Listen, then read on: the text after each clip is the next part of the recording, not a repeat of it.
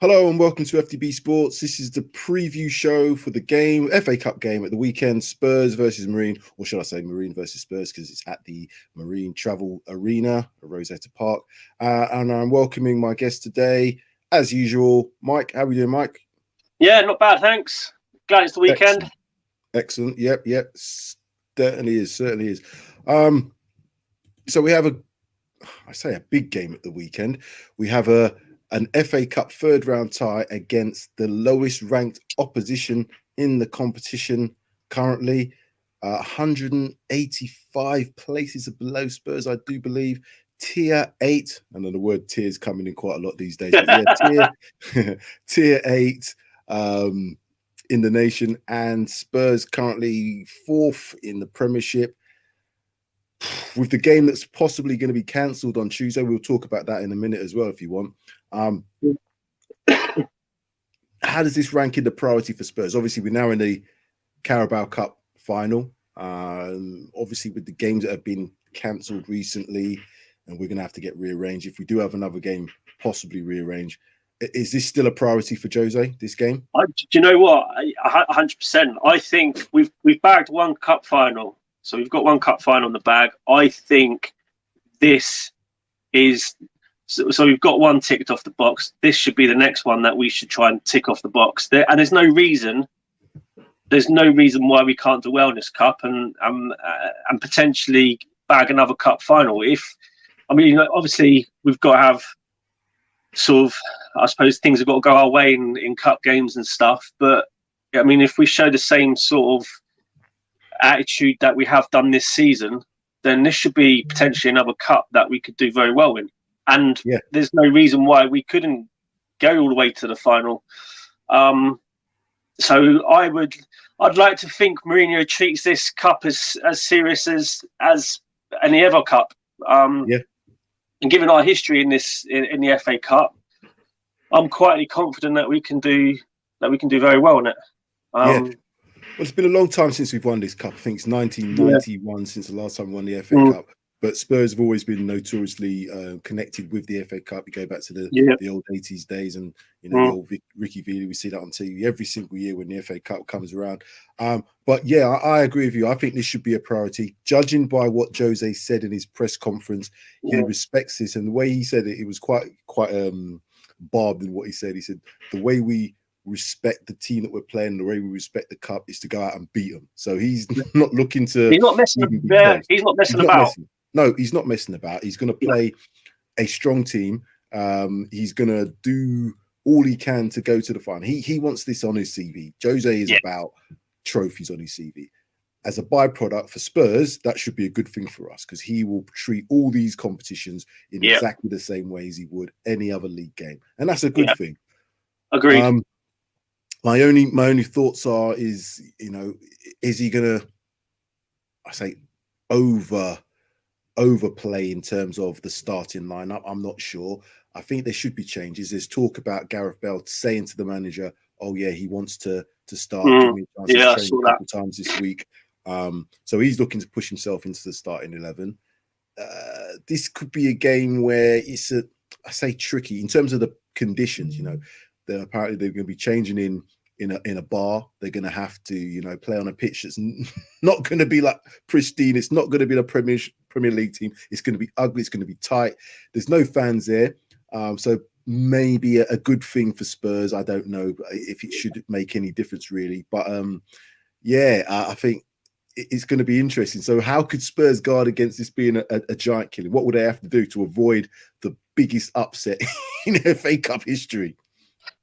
First of all, I think it massively plays in our favour that there's no fans at this game, because quite often or not, when you get these sort of cup games and they're played at a semi-professional outfits ground, whereby the fans can pretty much touch you from a goal kick, and it's almost a little bit claustrophobic if you're used to fans being further away, but all of a sudden it feels like they're right on top of you, and it's a packed. Because if that game had fans in it, it would be packed out. You'd have people watching from behind the stadium, etc. It'd be probably crazy. So I think that that plays into our hands a little bit. The fact that we haven't got that intensity of fans around the pitch, etc. But from an on the field perspective, I think we've just got to just play our own game. I mean, Marine, the fitness levels aren't going to be the same for straight. I mean, we know that the fitness levels aren't going to be the same. So, and we know Marine are probably going to play or attack us with the ball in the air, because that's the sort of standard it is down in the 8th tier, 8th, 9th, 10th tier sort of thing. So I think as long as we play the game, if we dictate the game, make them run around, chase the ball, etc., as you would expect, and we take our chances in a clinical, I reckon by the time you get to sort of the hour mark, 70 minutes, you'll probably start to see them tire, and that's where we should be seeing a few goals. I hope fly in. So I don't know what the state of their pitch is going to be like. It's a toss-up as to what it's going to be like, but you can only imagine a team in Tier 8, well down. They're in the Northern Premier League, Northwest Division. Yeah. They're a team from Liverpool. They've been getting some info from Liverpool in terms of analysis, etc., etc. Yeah. So they're going to do all they can. This is the biggest game in their history. They are going to throw everything at it. But we're talking about players who, and then there was one going around, part-time player, and he's full-time. He's a teacher. So this is the sort of caliber of opposition. Yeah. Now, had this been at the Spurs ground, Tottenham Hotspur Stadium, I would not expect, because Jose, as I said, takes his cup seriously, but we could have probably afforded to play a lot of the youngsters, playing some under 23s, getting some game time to some of those really young ones that have made some appearances earlier in the Europa. But being away, it has to be a professional performance. Yeah. And I think it also gives Jose the opportunity to play some of these players and say, look, go out and play. It's all about the attitude. Are some of these players going to look at it and thinking, hold on, I'm changing in a bar here. I've got nothing. It's just, this is like going back to playing pub football sort of thing, So are they going to have the right attitude? I hope so. We talked about the game on Tuesday being potentially cancelled. That might have an effect in terms of who Jose starts, because if there is no game on Tuesday, then he can go really strong. But I don't want to see the likes of Son or Kane. Is there any players that you're thinking that we shouldn't be seeing at all? Yeah. Do you know what? I would probably give the likes of Højbjerg a rest. Kane and Son, I don't expect to see them play, but if we've got no game on Tuesday or Wednesday, whenever we play Villa, will he give the likes of them a run out? With Mourinho, I'll ask you the question: Who do you expect to see in the starting 11? If it was your choice, who would you expect to see in that starting 11? I would go with Joe Hart in goal. Yeah. I'd give Hugo a rest. Joe Hart shouldn't be too troubled. We hope. Shouldn't be troubled. So I'd go Joe Hart in goal. I'd give Doherty right back. I'd bring Toby and Rodon in at centre back. Give Dyer a rest. I'd put Davis in at left back. Centre midfield, I'd probably play Winks and Sissoko with Dele Alli in front. And then the front three, I'd give Vinicius a go. If Lamella's fit, I'd play him. And if Gareth Bale's fit, I'd give him a go as well. That's a strong starting lineup. Just as you've mentioned some of them names there, you're thinking that's as good as a team that you could put out in the strong competition, say like the Europa League. I wouldn't expect any much difference to that in the next round of Europa League, given that sort of level. And I wouldn't play a weaker team just because of that threat of, I don't want that whole potential of a giant killing occurring. So I'd have a lot of, I'd bring in some of the youngsters if we're comfortable to give them the game time, etc. But I'd be going strong first, just because in the back of my mind, I'd always be thinking, I don't want a Giant Cup killing. I don't want to be that manager. It would set us back, because the headlines you could imagine what the headlines would be if there was any sort of, you know, potential, even a draw. That would be embarrassing for us. In terms of the starting lineup, I'm going to go with what I think, and I agree with you in goal. Joe Hart should be Joe Hart. Right back, I'd definitely probably bring Doherty in. I want to see if Doherty now can bring himself to the level that we expect. He got himself sent off in the last league game, and you know, it wasn't the sort of thing that we was it the league game he got sent off in? Was it the cup game? Yeah, league. It was a league game, because he didn't miss the cup. Oh game? No, you are right. Yeah, it was league. It was league. So it was a league game. He missed the cup game, so I expect him to come back into the starting 11. Then I expect, unless there can't be any cup ties for Rodon. I don't think he played in the earlier round, so I would want him to start. I would have said, let's see what Sanchez is like again, having seen him play his best game for us in a while. And you know my thoughts on Sanchez. I'm not his biggest fan, but is this the sort of thing you want to be able to see him given a chance? It shouldn't have any trouble on him, but I'm a little bit wary. But maybe Alderweireld goes in. Left back Davis, I agree with that. Midfield, it's interesting for me, because I would definitely go with Winks. Take Hotspur out. I don't want him anywhere near that. I don't want him. Give him a rest. Give him a rest. I'd probably place Sissoko. You know, I'd probably place Sissoko in there. As you said, Dele Alli just in front. Front three. Gareth Bale said he wants to play, so him on the right. Vinicius centre.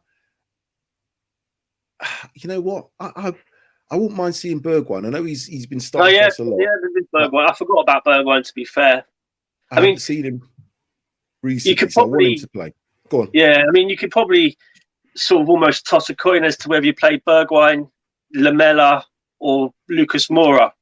And doesn't it show the depth that we've got? That's a real, you know, when it shows the depth that we've got, that's a real good sign for us. And I think, just to elaborate on why I've probably played a few more homegrown players rather than overseas, is because you'd like to think the likes of Dele, Doherty, Davis, at some point in their youth, they may have played or be used to sort of the surroundings that they're coming to.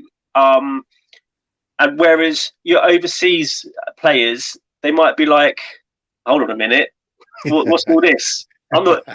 Where's my 5-star luxury? Where's the leather seats? I'm not changing on a bench in a £220 a night hall that's got old-fashioned decor. Where's the changing rooms? Where's the showers? Why is the showers cold? Where's the hot water? So that's why I think if we play a few more English sort of homegrown type players who might be a little bit, I suppose, accustomed to having seen these surroundings, it might just be able to influence the rest of the players to be like, yeah, you just got to deal with what it is and just get this game over and done with. Yeah, so I've got Crollo here making a comment. Morning, gents. Do you think the big players should be left at home? Well, we've kind of gone through the team that we think, so that's leaving a number of the big players. Well, whether they be left at home or on the bench, I don't know how many subs you can have on the bench for an FA Cup game. If it's 7 or if it's 9, I think it's 7. So I would still expect Jose to bring some of these players along to sit on the bench. I don't think he takes that much of a risk.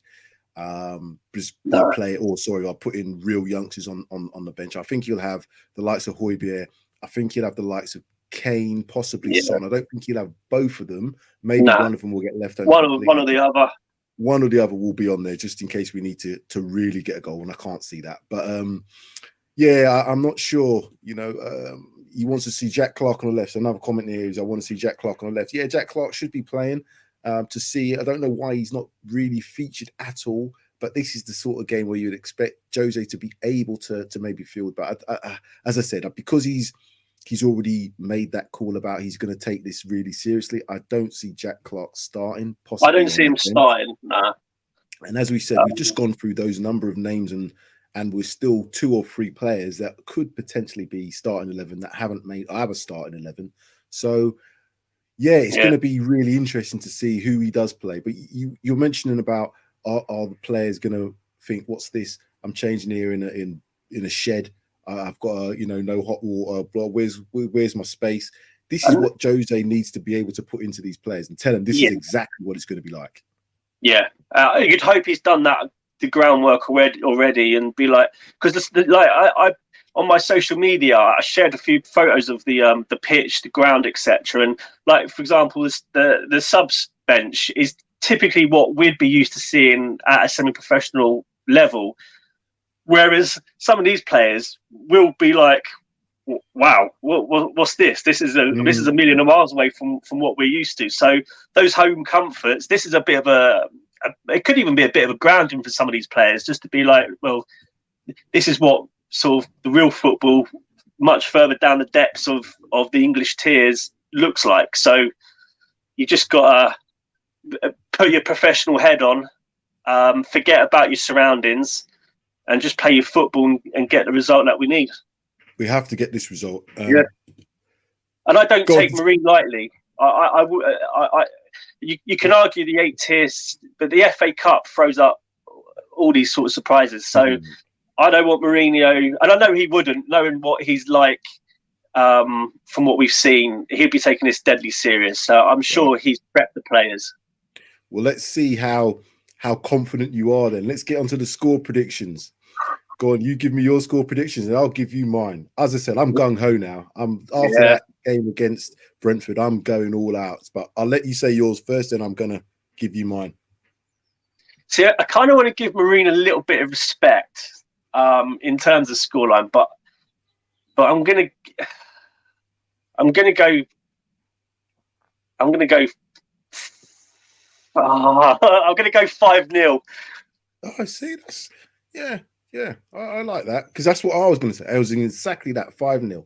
I'm not expecting it to be like a goal fest from the start, like in the score in the first 30 seconds or anything. I think they're going to be very much up for it. And any team that are playing the biggest game, as long as the manager has them, not too excited and keeps them just below that level of, losing everything, but being able to focus and use all the energy, they're going to come out flying. They're going to be tackles going in. The pitch is quite small. Is it going to be a pitch that we're going to be able to pass along the deck on, or is it something that we're going to have to put the ball in the air a little bit more? They are certainly going to be putting the ball in the air, so putting a bit of pressure on us. Once we alleviate that pressure, which I expect to be first 20, 25 minutes, maybe even half an hour into the game, because that's when your energy levels are going to be high, even for players who are part-time. But once that first goal goes in, I would hope to see goals going in constantly off of that. But when I say constantly, regularly. So I'm looking at the second half being, three goals in that. If we go into half time 2-0 up, that would be good for me. And as you said, professionally, do the job, get some more goals, get players' confidence up. 5-0. We've got one more comment here from Crollo. This sounds so cliche. Oh, I'll put it up on the screen. Sorry.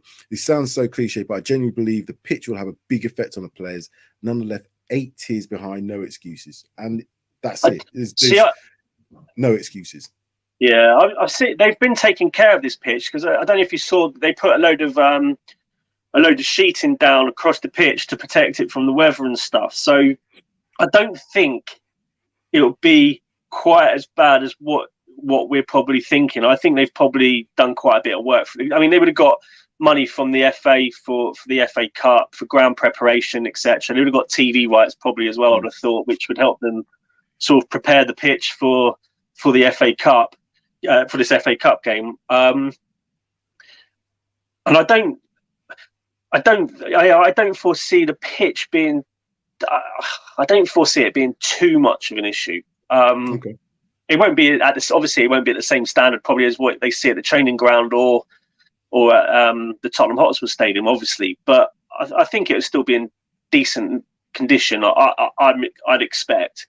Well, this is one of the things Jose did mention. He's mentioned it a couple of times. So I think they've as Spurs have probably put the pressure on Marine to get the pitch to a standard as high as possible to make sure this game doesn't just turn into one of them games where you're just seeing the ball having to be lumped up in the air because the ball's bobbling everywhere, players not able to get their first touch in order. But again, we can't use that as an excuse. You know, they've got to be understanding that this is a potential for it to be like that. And if I was Marine, to give myself any sort of chance, if you're used to playing on a pitch where it's bobbling, because I remember playing that sort of Saturday, Sunday league, you can get embarrassed quite easily by the pitch, and then you're looking down, oh, that's the pitch, and people saying, come on, you know, so it is difficult. I know that, but as I said before, it's no excuse for us not to win this game comfortably. So we're both saying what, 5-0? Is 5-0 the bottom line for this? Yeah, I expect nothing less really. Can you imagine if we didn't win the game though? What grief we'd get. So let's not even think about that. I'm just saying, I'm just putting it out there.